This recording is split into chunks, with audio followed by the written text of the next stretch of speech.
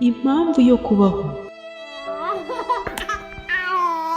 Ubu mfite impamvu yo kubaho, n'iyo nabaho ntariho ariko nkomoka hakabaho. Nubwo byansaba n'ibitambo nakora iyo bwabaga nkabaho, nagiriwe ubuntu buhoraho.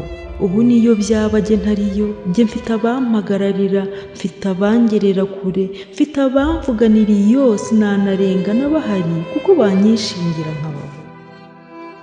Mfite ibyishongoro bya kibyeyi uhoraho yanyambitse ingori, jye narahiriwe bihamye, nahobeye Imana mu ruhame. Nabonye impamvu yo kubaho, ntihasingizwe umugenga w'ibiriho, ubu ndashimira uhoraho.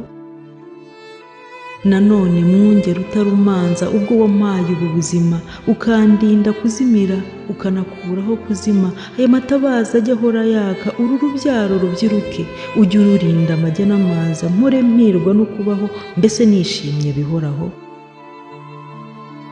Kandi nanone ndagusabye, uko mpirwa n'ubuzima, ujye umpindura umutima, mp'abandi impamvu yo kubaho, mpore ngusingiza ntaretsa, mporane impamvu yo kubaho.